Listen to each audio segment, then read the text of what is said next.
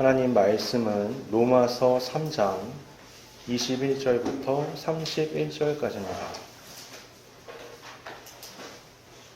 로마서 3장 21절부터 31절까지입니다. 봉독하겠습니다. 이제는 율법 외에 하나님의 한 의가 나타났으니 율법과 선지자들에게 증거를 받은 것이라. 곧 예수 그리스도를 믿음으로 말미암아 모든 믿는 자에게 미치는 하나님의 의니 차별이 없느니라. 모든 사람이 죄를 범하였음에 하나님의 영광에 이르지 못하더니 그리스도 예수 안에 있는 속량으로 말미암아 하나님의 은혜로 값없이 의롭다 하심을 얻은 자 되었느니라. 이 예수를 하나님이 그의 피로써 믿음으로 말미암는 화목제물로 세우셨으니 이는 하나님께서 길이 참으시는 중에 전에 지은 죄를 간과하심으로 자기의 의로우심을 나타내려 하심이니 곧 이때에 자기의 의로우심을 나타내사 자기도 의로우시며 또한 예수 믿는 자를 의롭다 하려 하심이라. 그런즉 자랑할 데가 어디냐? 있을 수 없느니라. 무슨 법으로냐? 행위로냐? 아니라 오직 믿음의 법으로니라. 그러므로 사람이 의롭다 하심을 얻는 것은 율법의 행위에 있지 않고 믿음으로 되는 줄 우리가 인정하노라. 하나님은 다만 유대인의 하나님이시냐? 또한 이방인의 하나님은 아니시냐? 진실로 이방인의 하나님도 되시느니라. 할례자도 믿음으로 말미암아 또한 무할례자도 믿음으로 말미암아 의롭다 하실 하나님은 한 분이시니라. 그런즉 우리가 믿음으로 말미암아 율법을 파기하느냐? 그럴 수 없느니라. 도리어 율법을 굳게 세우느니라. 아멘. 지난주에 우리가 나눴던 말씀을 생각해 보면 그런 거였죠. 인류가 예외 없이 모두 죄라는 선 아래, 죄의 권세 아래 있다. 그래서 모두가 다 하나님의 심판대에서 유죄다라는 것이 지난주 말씀이었습니다. 그러니까 모든 사람의 입을 막는 게 율법의 역할이다라는 얘기를 하면서 그런 말을 했었죠. 그러니까 한번 생각해 보면 그런 거예요.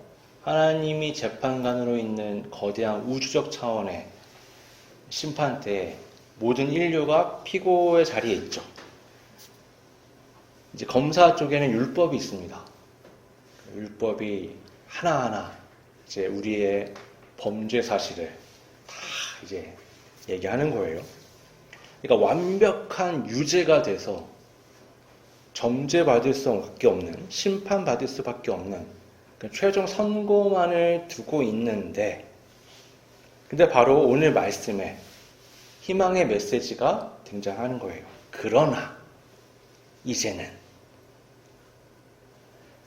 그러니까 앞에 말씀대로만 보자면 그래 맞아, 모두 할 말이 없지. 율법의 기준으로 보면 하나님 앞에 누구도 말할 수 있는 사람이 없어. 감히 어떻게 자신이 죄 없다고 말할 수 있겠어. 그러니까 모두 그냥 당연하게 하나님의 진노의 심판을 받아야 돼 라는 거였는데, 그런데 갑자기 논조가 좀 바뀌는 거예요. 그러나 이제는, 여기서 우리는 어둠에서 빛으로, 절망에서 소망으로 전환되는 것을 우리가 느낄 수가 있습니다. 그러나 이제는 이라면서 하는 말이 뭐냐면 하나님의 의가 하나 나타났다는 거예요. 율법 외에. 그게 뭔지 우리가 한번 살펴보겠습니다. 바울이 선포하는 이 놀라운 소식의 첫 번째 특징은 율법 외에 하나님의 의가 나타났다는 거예요. 그러니까 지금까지 이어져 왔던 논리가 뭐예요? 율법에 의해서 모두가 다 유죄야 라고 얘기하는 거였어요.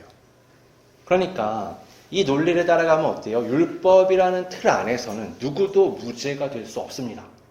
의를 획득할 수가 없어요. 그래서 바울이 하는 얘기가 뭐예요? 그래서 율법 밖에 한 의가 나타났다라고 얘기하는 겁니다. 이건 기존의 유대인들에게 있어서는 이해할 수 없던 말씀이었어요. 왜냐하면 인류는 끊임없이 율법의 조건을 따라서 하나님 앞에 의롭다 하심을 얻으려 했거든요. 대부분의 많은 종교가 이런 차원이죠. 무언가를 충족시키거나 선행을 완성해서 신에게 인정을 받으려고 하는 거예요. 근데 기독교 신앙에서는요, 그건 불가능하다고 얘기하는 겁니다. 그건 안 돼라고 말하는 거예요. 지난주 나눈 말씀을 통해서 보면 율법은 마치 하나님께로 닿는 사다리인데 이 사다리가 우리가 온전히 올라갈 수 있는 힘도 없고 그 사다리가 제대로 이어져 있지도 않아요. 그러니 이건 아무리 노력해도 되지 않는 그런 겁니다. 그래서 하나님이 어떻게 하셨느냐? 너네가 올라올 수 없으니까 내가 엘리베이터를 내려 보내줄게. 너네는 타기만 해. 니네가 걸어 올라올 필요가 없어. 며칠 전에 저희 집 엘리베이터 고장났었거든요. 지난 수요일날 수요예배 드리고 집에 갔는데 안에 누가 갇힌 거예요. 그래서 저희 집이 11층인데 지하 1층부터 12층을 걸어 올라가는 거죠. 밤중에.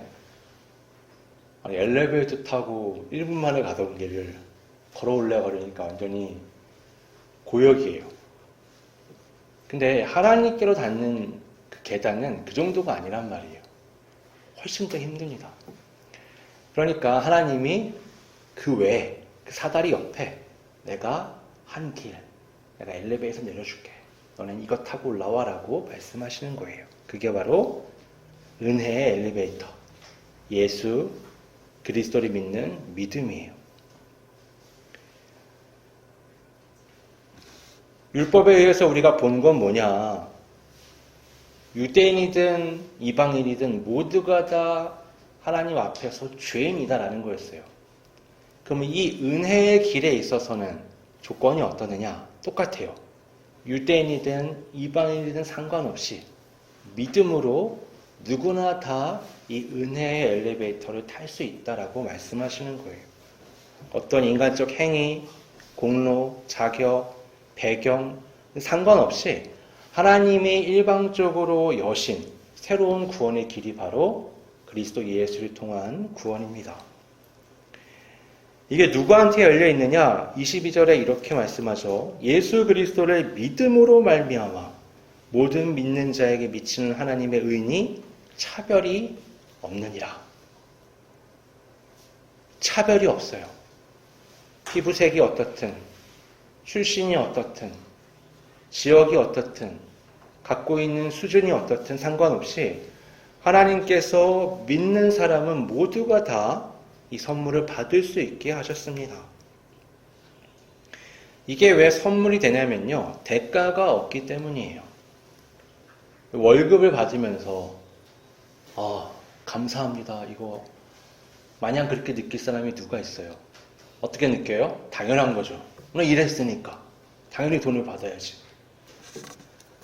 만약에 여러분 엄청난 할인을 하는 걸 어떻게 알았어요? 그래서 평소의 가격의 100분의 1로 무엇을 샀다. 굉장한 행운이죠. 네, 그렇지만 이걸 선물로 여길까요? 아니에요. 내가 운이 좋아서 내 돈 주고 산 거죠. 선물이 되려면 내가 아무 공로가 없어야 돼요. 아무 대가를 치를 수 없는 겁니다. 그럼 어떻게 하나님은 그렇게 사람에게 아무 대가를 받지 않고 용서를 하시며 구원하실 수 있을까요? 어떤 과정을 통해서 이 일을 완성하실까요? 오늘 본문에 보면 이제 25절, 26절에 십자가를 통해서 일어난 놀라운 일 두 가지를 얘기하는데요. 하나는 구속이고 하나는 화목제물입니다. 많이 들어본 단어죠. 구속이라는 건 뭐냐면요. 우리가 오해하는 것 중에 하나가 예수님을 믿어서 자유하게 됐다라고 얘기를 해요. 맞는 얘기긴 하거든요. 이게 어디서부터 자유냐? 죄에서부터 자유한 거예요. 여러분 어떠세요? 예수님을 믿으니까 자유인이 되신 것 같아요? 아니죠. 예수님 믿으니까 어때요? 더 하지 말아야 될 것들, 해야 될 것들이 막 많단 말이에요. 그럼 고민하는 거죠. 나는 예수님을 믿어서 자유하고 싶었는데 난 왜 자유하지 못할까? 내가 기대하던 자유랑 하나님이 주신다고 했던 자유가 좀 다르기 때문에 그래요. 우리가 기대하는 자유는 뭐예요? 아무도 나 간섭하지 마. 아무도 내 생각에 반대하지 마. 나는 내가 하고 싶은 거, 내가 원하는 때에 내가 하고 싶은 대로 할 거야.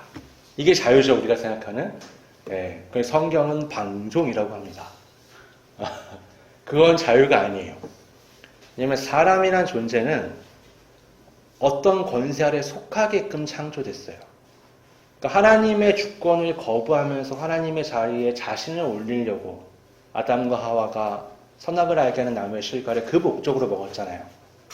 뱀이 꼬시잖아요. 너 이거 먹으면 하나님처럼 될 거야. 눈이 떠질 거야. 그 얘기가 뭐예요? 나 이거 먹고 내가 하나님이 될 거야 라고 생각했던 거예요. 내가 내 삶의 주인이 될 거야. 주권을 내가 가질 거야. 근데 먹었는데 어떻게 됐어요? 그 자리에 들어간 게 아니라 그 자리에 사탄을 두게 된 거예요. 마귀의 권세 아래 살아가게 된 겁니다. 더 정확하게는 죄와 사망의 권세 아래 살아가게 된 거예요. 그 얘기는 바꿔 말하면 뭐냐면 예전에는 하나님과의 관계 속에서 선한 삶을 살 수 있었어요. 근데 이게 고장나 버리니까 뭘 해도 죄와 사망의 결과에 이르는 선택으로 이어지게 되는 거예요. 우리 역사를 보면요, 굉장히 신기해요. 인류가 발전시키는 문명을 자세히 좀 뜯어보세요. 뭔가 좋아진다고 하는 것 중에 딱히 좋아지는 건 별로 없어요. 예를 들면 모든 과학기술의 발전이 언제 가장 잘 됐느냐? 평화 시기에 과학 발전이 잘 됐을까요? 아니요. 요즘 같은 때 전쟁이 한참이면 기술 발전 속도가 엄청납니다. 저는 길치라 내비게이션 없으면 운전 못 하거든요.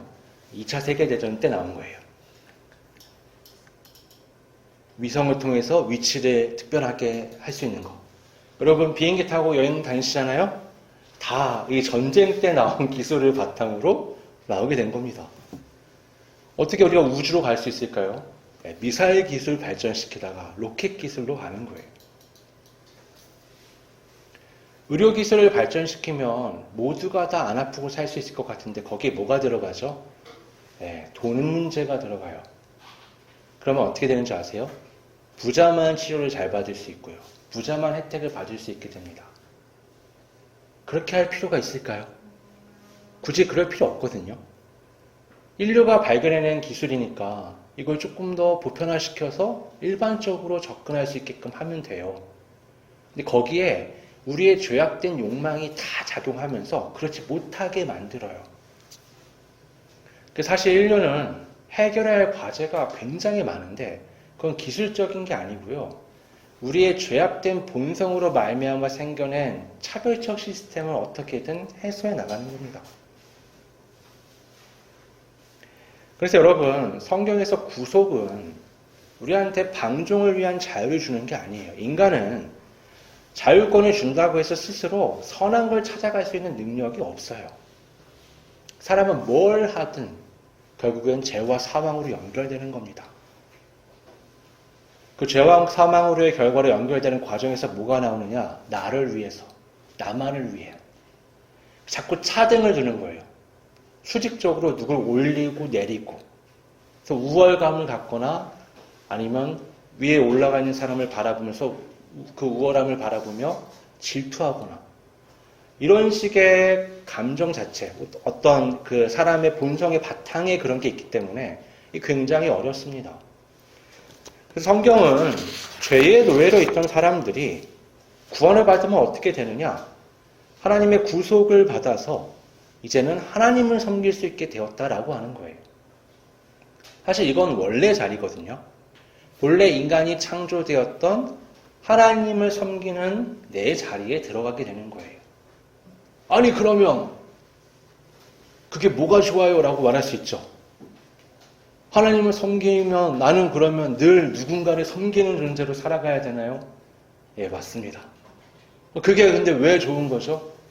예, 그게 우리 본래 피조물인 사람의 본래 자리이기 때문에 사람은 하나님과의 그 바른 관계를 통해서 인생의 목적과 행복을 발견할 수 있기 때문에 그래요. 사람의 가장 큰 착각은 내가 원하는 대로 다 살면 내가 행복할 거라고 생각을 하는 거예요. 하지만 여러분 절대 그렇지 않습니다.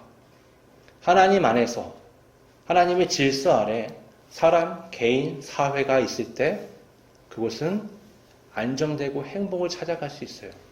여러분 행복은요 사실은 신기루 같은 겁니다. 늘 365일 행복한 사람은 여러분 주변에 없어요. 그런 사람이 있으면 어디 가는 줄 아세요? 네, 정신병원에 갑니다. 1년 365일 행복하다는 건 이 감정이거든요. 계속 사람이 미친 듯이 웃고 즐거워야 되는데 그게 살면서 잠깐 있어야죠. 계속 그런다? 아, 그건 정상이 아닙니다. 우리의 평소 표정은 어때요? 이렇죠. 그러니까 행복한 일이 생길 때 활짝 웃는 것들을 갈급하게 되는 거예요. 인생에서 가장 필요한 건 뭐냐면 그게 아니라 안정입니다. 그리고 이 세계를 돌아보면 안정의 기본 요건은 바른 관계예요. 불안정이 다 어디서 와요? 파괴된 관계에서 오는 겁니다. 사람이든 국가든 단체든 모두 마찬가지예요. 좀 못 살든 잘 살든 이건 상관이 없이요. 바른 관계와 정상적인 관계, 평화로운 관계 안에 있으면 사람의 삶은 안정됨을 느끼며 괜찮습니다. 이거 마치 양들이 목자와 함께 있는 것과 같아요. 양들에게 자유를 주시면 어떤 줄 아세요? 제가 TV에 봤는데 그 양들한테 자유를 줬어요. 근데 양들이 어떻게 하냐면 갑자기 한 마리가 뛰기 시작하거든요.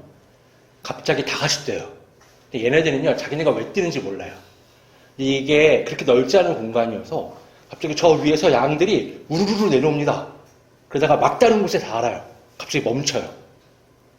갑자기 뒤돌아서 한 마리가 또 뛰기 시작하거든요. 그럼 다 같이 뛰기 시작합니다. 우르르르 간 다음에 어떻게 해요? 저 위에 가서 또 멈춰요. 그거를요 끝도 없이 하는 거예요. 왔다 갔다. 여러분 사람이 그렇지 않나요? 유행은 돌고 돈다 그러죠. 도대체 이게 왜 유행인지도 몰라요. 그냥 다 좋다 그러니까 쫓아가는 거예요. 말투든 행동이든 옷이든 뭐든지 간에 뭔가 유행하면 그게 그럴싸하게 좋다고 앞장서서 말하는 사람들이 있는데 이 사람들도 그게 왜 그렇게 좋은지 잘 몰라요. 근데 그렇게 유행이 한번 시작되면 어떻죠? 우르르르르 쫓아가는 거예요. 무슨 과자가 맛있더라. 그러면은 어때요? 그 과자를 살 수가 없습니다. 나중에 먹어보면 어떻죠? 취향에 맞는 사람도 있고 아닌 사람도 있어요. 근데 가치가 어마어마하게 올라가는 거죠. 옛날에 이렇게 꿀맛 나는 무슨 과자. 저는 정말 웃겼던 게 중고차, 경차 파는데 그 차 옆에 그 과자를 박스로 붙여놓은 거예요. 이 차를 사면 이 과자 박스를 2개 더 드립니다. 마케팅이 되는 거죠. 이게 뭐예요?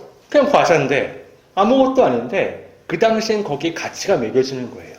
사람은 양 같아서 목자가 없으면 어디로 가는지도 모르는데 열심히 갑니다. 목자가 있으면 양이 어디로 가든 목자를 쫓아가요. 목자 쫓아가면 뭐가 있느냐? 푸른 초장이 있고요. 마실 물이 있고요. 그리고 양들이 이 벌레 때문에 굉장히 괴로워하는데 목자가 한 마리 한 마리 귀 다 살펴가면서 벌레 꺼내주고요. 그리고 양의 천적들이 나타나면 목자가 쫓아줍니다. 어떤 양이 행복할까요? 목자의 아래에 있는 양이 행복할까요? 자유로운 양이 행복할까요? 당연히 목자 아래에 있는 양이 행복합니다. 사람도 그런 거예요. 오늘날 정신병이 그렇게 많대요. 정신과에 가는 사람들이 그렇게 많대요. 근데 이게 뭐랑 같이 맞물렸다고 얘기들을 하냐면 포스트 모던 시대랑 맞물렸다고 얘기를 하는 거예요. 모던 시대는 정형화된 옳고 그름이 있었거든요. 이런 걸 하면 돼, 안 돼. 답답한 면은 있지만 그래도 헷갈릴 만한 부분들은 별로 없었던 거예요. 근데 오늘날은 어때요? 야, 너도 맞고 너도 맞고 너도 맞고 너도 맞아. 다 일리가 있어. 이래버리면 어떻게 되는지 아세요? 혼란스러워집니다. 그러면 사람이 뭐만 내세울 수 있느냐? 감정만 내세울 수 있어요. 기분 나쁜데? 자기 논리를 피고 옳고 그름이 애매해지고 사람들은요 마치 뭔가 판판한 반석 위에 서 있는 게 아니라 자꾸 물컹거려서 제대로 서 있기 힘든 그런 정서적 상태가 되고 맙니다. 그러면 사람이 정신적인 스트레스가 굉장히 커지게 되는 거예요. 성경에서 구속은 예수 그리스도를 통해서 하나님이 사람을 하나님의 은혜 아래, 하나님의 주권 아래 두는 걸 의미합니다. 두 번째는 화목제물이라고 얘기했잖아요. 이 화목제물은 여러분 십자가는 우리가 보면서 하나님의 은혜로 나를 대속하셨어 라고만 얘기하지만 사실 십자가의 이면에는 무서운 게 있는 거예요. 하나님의 아들이어도 죄의 결과는 십자가의 죽음밖에 없구나라는 걸 보여주는 거예요. 예수님의 십자가의 고통과 죽음을 보면서 우리는 우리 죄의 무서움이 얼마나 큰지를 발견하게 되는 겁니다. 하나님은 사랑의 하나님이면서 공의 하나님이죠. 이 사랑과 공의라는 건 사실 공존하기가 굉장히 어렵습니다. 예를 들면 이런 거예요. 아주 공의로운 왕인데 자기 아들을 굉장히 사랑해요. 이 공의로운 왕은 누구도 예외 없이 법을 집행합니다. 근데 내 아들이 큰 죄를 졌어요. 죽일 수밖에 없는 심판을 해야 하는데 나는 이 아들을 엄청나게 사랑하는 거죠. 그럼 이게 충돌하게 되는 겁니다. 하나님은 우리를 굉장히 사랑하시지만 또 공의 하나님이시기 때문에 죄의 문제를 해결할 수밖에 없어요. 어떻게든 해야 돼요. 그래서 내놓은 하나님의 대책이 뭐냐? 화목제물입니다. 당신의 아들인 예수 그리스도를 대신 십자가에 죽게 함으로 인류를 구원하는 거죠. 죄의 책임은 죄의 책임대로 깨끗하게 지게 하고 사랑으로 구원은 구원대로 베풀어 주시는 거예요. 이렇게 해서 하나님이 뭘 나타내셨느냐? 26절에 자기도 의로우시며 또한 예수 믿는 자를 의롭다 하려 하십니다. 이 의라는 것, 율법 안에서 도달할 수 없었던 이 의를 예수 그리스도의 십자가를 통해서 모두 다 충족할 수 있게. 하나님은 의로우신데 그 하나님의 의로우심이 여기에 나타난 거예요. 십자가의 죽음으로 공의가 실현됐잖아요. 동시에 예수 믿는 사람들은 어떻게 해요? 이 죄의 짐을 덜게 됐으니까 또한 의롭다 하심을 받게 된 거예요. 그리스도 예수의 화목제물의 역할이 바로 여기에 있는 겁니다. 자, 그러면 그 예수 그리스도를 믿음으로 구속을 받고 화목제물로서 의롭다 하심을 받은 우리에게 이 믿음으로 구원을 받는다는 게 어떤 의미가 있느냐?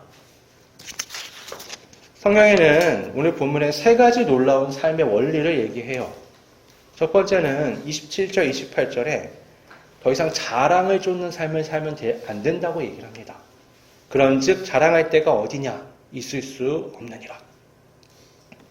우리의 노력이 1%도 있는 게 아닌 오로지 100% 하나님의 선물이라면 이 구원이 인간의 자랑은 원천적으로 불가능해져요. 사람은요, 그 죄의 본성이 있으니까 자기를 높이려고 하잖아요. 그러니까 아주 교묘하게 자기 합리화로 해서 나를 높이고 남을 깎습니다. 교묘하게 그래요. 그래서 뭔가 자부심이 될 만한 게 내 안에 있다 그러면 여러분 그거 빨리 버리셔야 돼요. 그게 올무가 됩니다. 내가 교회를 몇 년 다녔다. 성경을 몇 독을 했다. 어떤 분이 그러는 거예요. 나는 성경을 100독했다. 그거 엄청나잖아요. 성경을 100독했다. 그래서 이렇게 성경 펴고 물어봤어요. 누가. 이거 무슨 의미인지 아세요? 성경 100독했는데 이 내용 의미는 모르는 거예요. 그냥 100번 읽은 거예요. 그게 뭔 소용이 있어요. 그 100독했다를 안 했으면 창피할 일이 없는데 100독했다를 얘기하는 바람에 나는 100번이나 읽었는데 내용을 몰라요가 돼버리는 거예요. 그러니까 사람은 자랑할 만한 요소가 조금이라도 내 안에 보이면 그걸 빨리 제거해야 돼요. 반대로 뭐예요? 남을 무시할 만한 요소가 내 안에 있으면 그걸 제거해야 돼요. 왜냐하면 스스로 내가 잘났다고 생각하니까 남을 무시하는 거거든요. 복음은 우리의 그런 인간적 이력서를 다 찢어버리라 그래요. 하나님 앞에서 네가 아무것도 없이 구원을 받았는데 도대체 네 삶에는 자랑할 게 뭐가 그렇게 많아? 남을 헐뜯을 게 뭐가 그렇게 많아? 그거 하지 말라는 겁니다. 두 번째는 29절 30절에 차별의 장벽을 허물라고 말씀합니다. 하나님은 다만 유대인의 하나님이시냐? 또한 이방인의 하나님은 아니시냐? 그러니까 하나님은 모두의 하나님이시다 라고 말을 하는 거예요. 이 하나님의 울타리 안에 네가 네 공로로 들어온 것도 아니고 저 사람도 자신의 공로로 들어온 게 아니라 모두가 하나님의 공로로 들어왔다면 네가 왜 인간적 기준을 세워놓고 사람을 차별하느냐는 거예요. 이거 굉장히 어렵죠. 왜냐하면 교회 안에 있다 보면요, 잘 맞는 사람도 있지만 잘 안 맞는 사람도 있어요. 제가 순화해서 잘 안 맞다고 얘기하지만 미운 사람을 얘기하는 거예요. 싫은 사람, 거부감이 드는 사람. 너무너무 믿고 싫어. 제가 목사가 돼서 제일 좋은 게 뭐냐면요, 이런 걸 굉장히 쉽게 극복할 수 있어요. 목사가 일종의 서비스적인 정신이 있어야 되거든요. 예, 모든 교인에게 똑같이 잘해야 한다는 어떤 사명감이 있는 거예요. 왜냐하면 하나님의 내가 도구요, 통로가 돼서 모든 사람에게 최대한 맞춰서 똑같이 잘 어떻게 해봐야지라는 생각이 있는 거예요. 근데 평소에 평신도들은 그러기가 굉장히 힘들어요. 왜냐하면 목사처럼 모든 교회를 계속 이렇게 살피면서 보고 다가갔다가 뒤로 물렀다가 이런 걸 할 생각이 없단 말이에요. 오면 어때요? 예배당에 이렇게 의자가 있잖아요. 와서 앞에 보다가 가는 거예요. 잘 안 된단 말이에요. 그래서 우리는 자꾸 이 울타리 안에 하나님이 괜찮아 하고 모아놨는데 자꾸 내가 안 괜찮은 거예요. 교회에 분란이 일어나는 이유가 뭐예요? 요것 때문이죠. 하나님이 괜찮아 하고 모아놨는데 자꾸 내가 안 괜찮아요. 하나님한테 얘기하죠. 하나님, 저는 안 괜찮은데요? 그러면서 자꾸 기도를 해요. 하나님, 저 사람 안 괜찮은 것 같은데. 하나님, 저 사람 때문에 교회가 잘못되는 것 같은데. 제가 예전에 말씀드렸잖아요. 어떤 분이 이 교회를 갔는데 이런 문제가 있고, 저 교회를 갔는데 저런 문제가 있고, 저 교회 갔더니 또 저런 문제가 있어. 이제 여기까지 왔습니다, 목사님. 이 목사님이 얘기하잖아요. 이제 우리 교회가 문제가 있겠군요.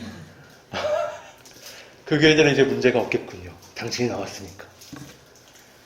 이게 우리가 바라보는 시선이 그런 거예요. 우리는 우리를 굉장히 우월한 존재로 생각하고요. 남을 굉장히 깎아내립니다. 자연스럽게 이 교회라는 울타리 안에서도요. 나는 옳고 너는 틀렸어 라는 생각을 자꾸 갖게 돼요. 여러분, 이거는 뒤집어야 합니다. 예수님의 구원을 받은 사람의 삶의 자세는 뭐냐? 그거예요. 나를 자꾸 십자가에 못 박는 거. 나는 틀렸습니다. 근데 이걸 사람 보면 안 돼요. 왜요? 100번 봐도 100번 내가 잘한 것 같단 말이에요. 그렇게 돼요. 이 사람 보면 기도를 내가 열심히 하다가도 이 사람 보면 100번 봐도 100번 내가 잘한 것 같아요. 그렇게 기도하셔야 되는 거예요. 주님을 보고 나를 비교해 봐야지. 근데 이 사람하고 비교를 해요. 이 사람 보면 100번 다 내가 잘했어요. 그러면 안 되는 거예요. 주님을 보면서 나를 보고 내가 틀렸다라는 걸 가장 깊게 느끼는 겁니다.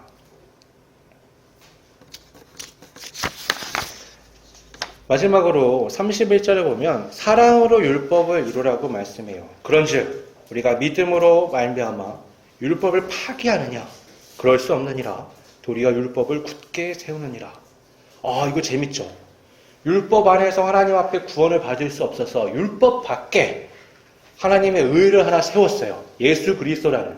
그래서 믿음으로 그 의를 얻게끔 만들었는데 결론부에 가서 바울이 뭐라고 말하느냐? 야, 그러니까 율법 밖에 의를 얻었다고 해서 그럼 율법을 파기시켜버리고 이거대로 살아가느냐? 복음의 믿음으로만 삶을 살 수 있다고 생각하느냐? 그렇지 않아. 그 삶을 시작으로 이제는 율법을 진심으로 따르는 삶을 살 수 있어. 예전에는 네 노력으로 정말 열심히 해도 율법의 사다리를 올라갈 수 없었지만 이제는 그리스도 예수와 함께 이 율법의 삶을 기꺼이 살아갈 수 있는 거야. 예전에는 마음이 바뀌지 않아서 마음밭이 해결이 되지 않아서 이걸 할 수 없었지만 이제 성령님께서 네 안에 역사하시며 너를 바꿔주시기 때문에 기도하며 이 길을 기꺼이 걸어갈 수 있어 라고 말하는 거예요. 예전엔 그런 거예요. 율법을 내가 열심히 지키려고 해볼수록 어떻게 되느냐? 이래서 내가 하나님 앞에 인정을 받는다는 생각이 자꾸 들고, 그래서 내가 저 사람보다는 나은 것 같다는 생각을 자꾸 갖고 되는데, 예수님을 믿는 믿음을 갖고 나서부터 어때요? 나는 자격이 없는데 구원을 받았고, 감사와 감격의 마음을 가지고 거기에 걸맞는 삶을 살아야겠다는 동기부여를 갖게 되는 거예요. 그게 바로 이제 기꺼이 율법을 추구하는 삶을 살 수 있게 되는 겁니다. 그게 바로 사랑으로 율법을 이루는 삶을 살아간다는 거예요. 율법의 본래 목적이 사랑이거든요. 예수님이 율법을 완성시키러 오셨다라고 성경이 말씀을 하는데 뭐 어떻게 완성시키느냐? 더 철저하게 율법을 지키라고 말씀하시고 지키셨느냐? 그런 개념이 아니고요. 율법이 추구하는 바.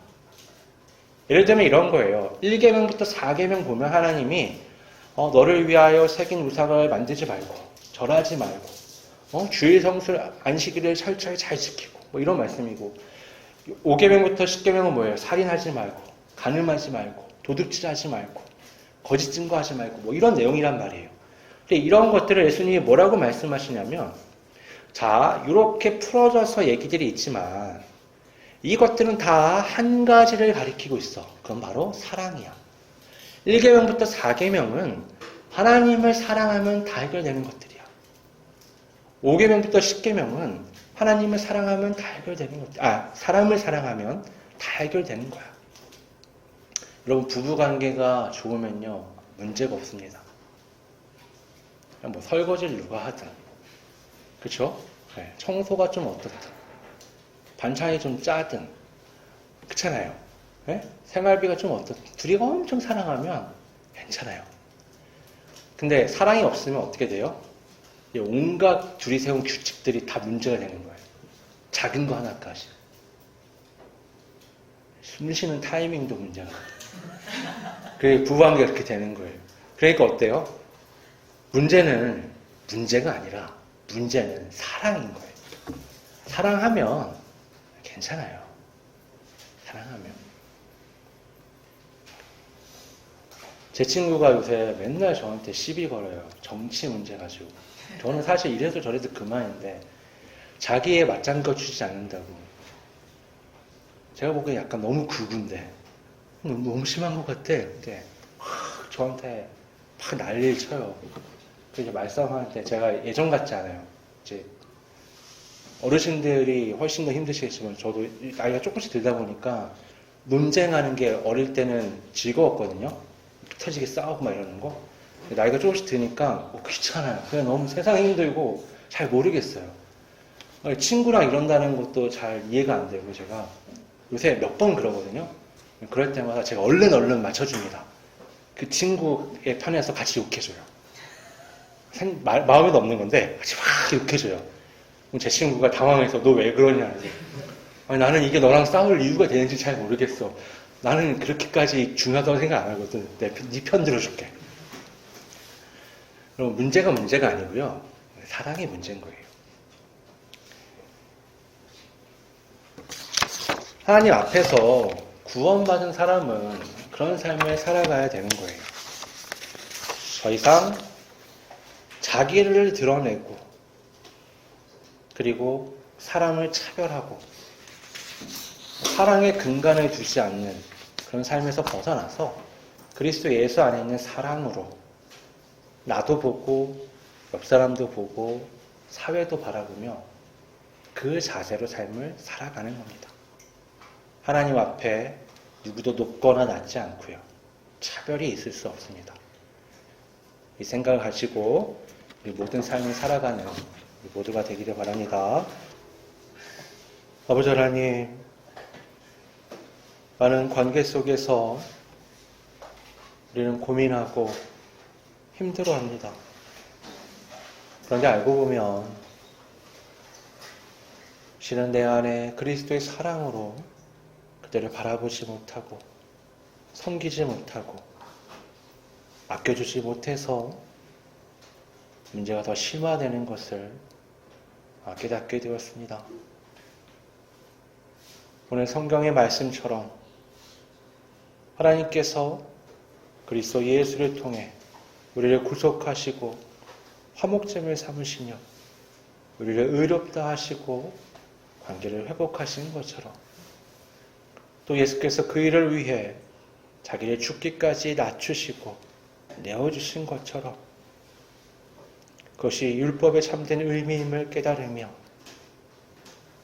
교회 안에서뿐만이 아니라 우리 모든 삶의 자리에서 스스로를 낮추고 남을 낮게 여기며 그리스도 예수의 마음으로 사랑하며 하나님의 놀라운 구원의 길을 걸어갈 수 있도록 이 땅에 빛과 소금이 될 수 있도록 이끌어 주옵소서. 거룩하신 예수님의 이름으로 기도드립니다. 아멘.